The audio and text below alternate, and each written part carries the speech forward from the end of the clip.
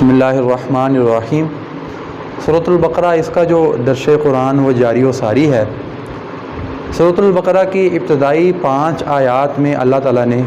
جو متقین ہیں ان کی صفات کو بیان کیا، اسی طرح ان 5 آیات کے آگے جو 2 آیات ہیں ان 2 آیات میں اللہ تعالیٰ نے جو کافر لوگ ہیں ان کی صفات کو بیان کیا، اور ان 7 آیات کے آگے جو 13 آیات ہیں ان آیات میں اللہ تعالیٰ نے جو منافق لوگ ہیں ان کی نشانیوں کو بیان کیا، یا ان کا جو طریقہ واردات تھا ان کو تفصیل کے ساتھ بیان کیا۔ تو آج کے درس قرآن میں ہم منافقین کے بارے میں تفصیل کے ساتھ جانیں گے۔ سب سے پہلے میں جو منافقین ہے ان کی تعریف کروں گا، دوسرے نمبر پہ جو منافق اس کی کتنی اقسام ہے وہ بیان کروں گا، اور تیسرے نمبر پہ جو منافقین ان کی جو تاریخ ہے اس کا میں اختصار کے ساتھ تذکرہ کروں گا۔ تو توجہ کے ساتھ آپ تمام احباب نے ساری گفتگو کو سننا۔ سب سے پہلے کرتے ہیں منافق کی تعریف کہ منافق کسے کہتے ہیں۔ منافق اس شخص کو کہتے ہیں کہ جس کے قول و فعل میں تضاد ہو، جس کا قول کچھ اور ہو اور فعل کچھ اور ہو، جو ظاہری طور پہ تو کچھ اور کہتا ہو،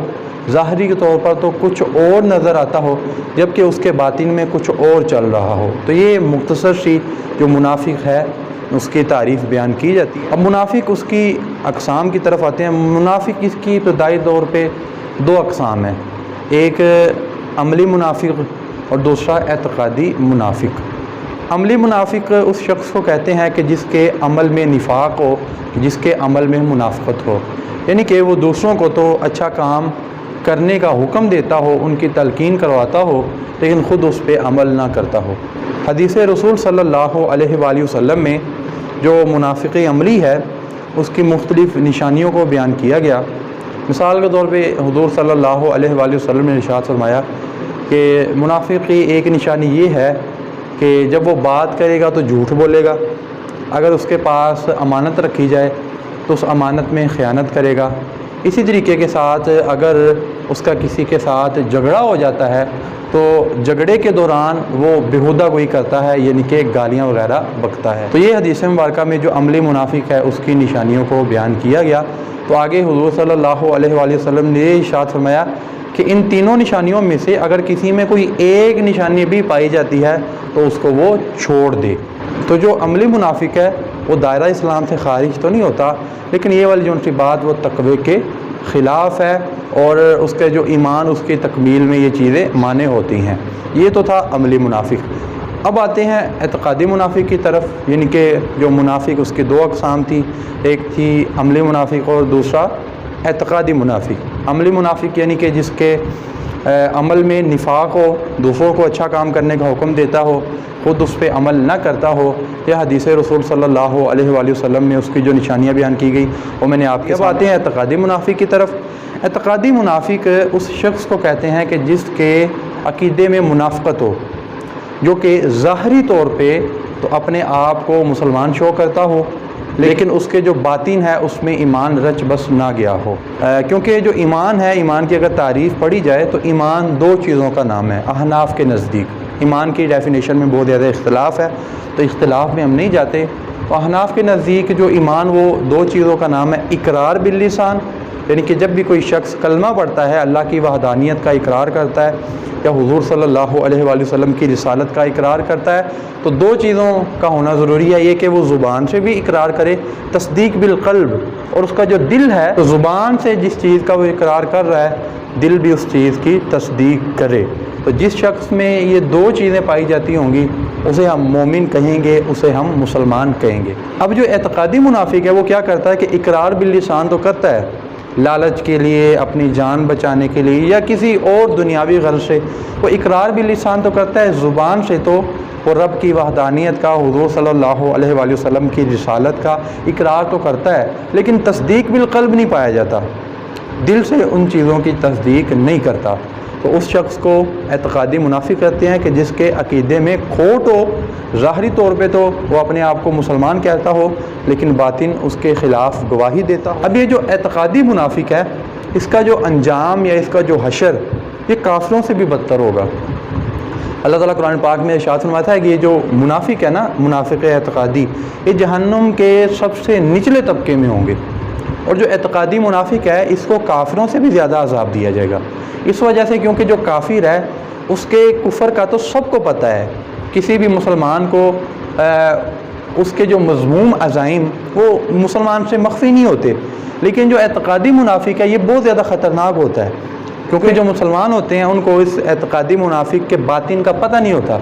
مسلمان یہ سمجھتا ہے کہ یہ بھی ہم جیسا ایک مسلمان ہے، ہمارا مسلمان بھائی ہے، لیکن اندرونی طور پہ وہ کافر ہوتا ہے، اپنا آپ اس نے چھپایا، آستین کے سانپ کی طرح ہوتا ہے، یعنی کہ کبھی بھی آپ کو اعتقادی منافق کے ڈنگ مار سکتا ہے۔ تو اس وجہ سے اللہ تعالیٰ نے فرمایا کہ یہ جو منافق اعتقادی ہے یہ جہنم کے سب سے نچلے طبقے میں۔ اب آتے ہیں جو منافق حضرات ان کی تاریخ کی طرف۔ حضور صلی اللہ علیہ وآلہ وسلم نے مکۃ المکرمہ میں نبوت کا اعلان فرمایا، تو اس کے بعد حضور صلی اللہ علیہ وآلہ وسلم مکہ سے ہجرت فرما کے مدینہ تشریف لے گئے۔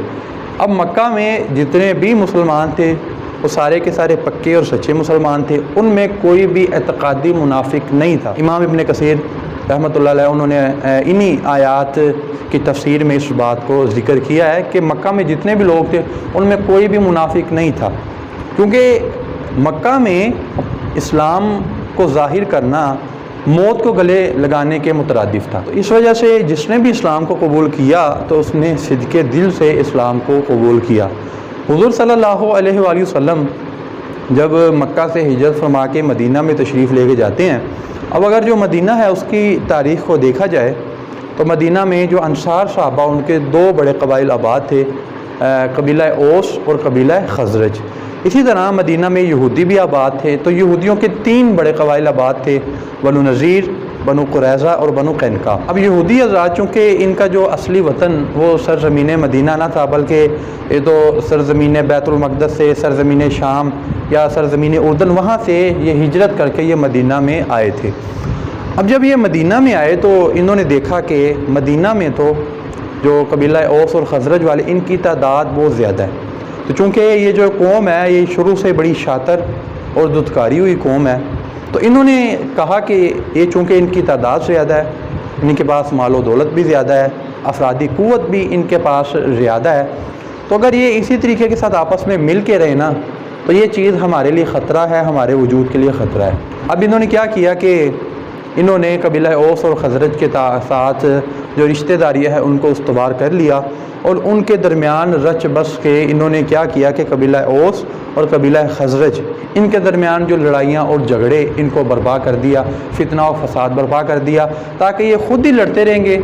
جب یہ ان کو اپنے آپ سے فرصت نہیں ملے گی تو خود ہی آپس میں جھگڑتے رہیں گے، لڑتے رہیں گے، تو اس وجہ سے ہماری طرف ان کی توجہ یا ہماری طرف ان کا دھیان نہیں آئے گا۔ اب جب قبیلہ اوس اور خزرج یہ کافی سالوں تک ان کے درمیان جو جنگیں ہیں وہ جاری رہی، یہ بہت زیادہ بہادر اور جنگجو قسم کے جو سپہ سالار تھے، جب انہوں نے آپس میں ایک دوسرے کو ان کو قتل کر دیا تو لڑ کے جب یہ تنگ آ گئے نا تو انہوں نے پھر یہ فیصلہ کیا کہ ہم ایسا کرتے ہیں کہ دونوں قبائل میں سے کسی ایک شخص کا انتخاب کر لیتے ہیں تاکہ جب بھی ہمارے درمیان کوئی بھی اختلافی مسئلہ ہو تو ہم اس کے پاس جائیں، چونکہ اس کو ہم نے اپنا سردار، اپنا ہیڈ، اپنا لیڈر چنا ہوگا، تو اس کے پاس جا کے ہم اپنے جو فیصلے ہیں وہ کروایا کریں گے، اور اس کا جو فیصلہ ہے اس کو ہم اپنے اوپر فرض جانیں گے، تو اس طرح ہمارے درمیان جو جنگیں ہیں اس کا سلسلہ منقطع رہے گا، وہ والا سلسلہ ختم ہو جائے گا۔ تو انہوں نے سرچ کی، قرعہ ڈالا کہ کس شخص کو اپنا خلیفہ یا کس شخص کو اپنا سردار یا لیڈر مانا جائے، تو کافی سوچ و بچار کرنے کے بعد عبداللہ بن ابی،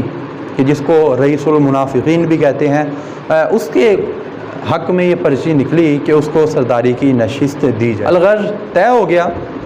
قبیلہ اوس اور قبیلہ خزرج ان کے افراد نے متفقہ طور پہ یہ فیصلہ کر دیا کہ ہمارے جو سردار ہیں وہ عبداللہ بن ابی ہوں گے۔ اب مکمل تیاریاں ہو گئیں،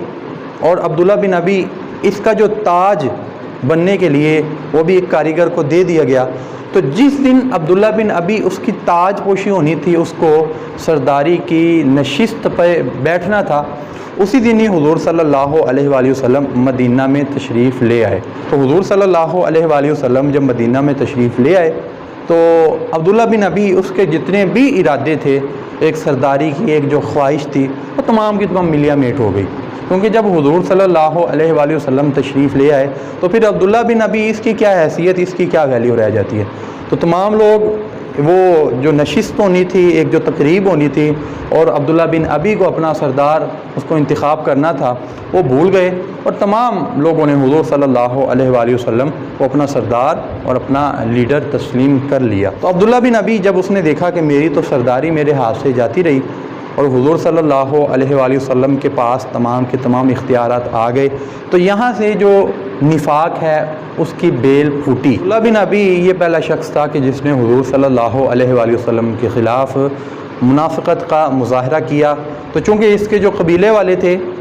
بہت زیادہ افراد وہ مسلمان ہو چکے تھے، تو اپنی برادری کا مان رکھتے ہوئے یہ بھی ظاہری طور پہ مسلمان ہو گیا، یعنی کہ اس نے اقرار باللسان کر لیا، تصدیق بالقلب نہیں ہوا، زبان سے تو کلمہ پڑھ لیا لیکن دل سے حضور صلی اللہ علیہ وآلہ وسلم کی رسالت کا اقرار نہیں کرتا تھا۔ اس کے جتنے بھی ہم نوا تھے،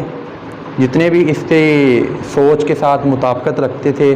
یا جتنے بھی بعد میں جو منافق لوگ تھے وہ اس کے ساتھ ملتے گئے، اور آخر تک حضور صلی اللہ علیہ وآلہ وسلم اور جو مسلمان ہیں ان کے خلاف یہ سازشوں میں ملوث رہے۔ یہ تو تھی کہ جو منافق حضرات ان کی مختصر سی تاریخ، یعنی کہ نفاق کی ابتدا کیسے ہوئی وہ میں نے آپ کو بتا دیا۔ تو اللہ تعالیٰ سے دعا ہے کہ اللہ تعالیٰ ہمارے علم و عمل میں اضافہ فرمائے۔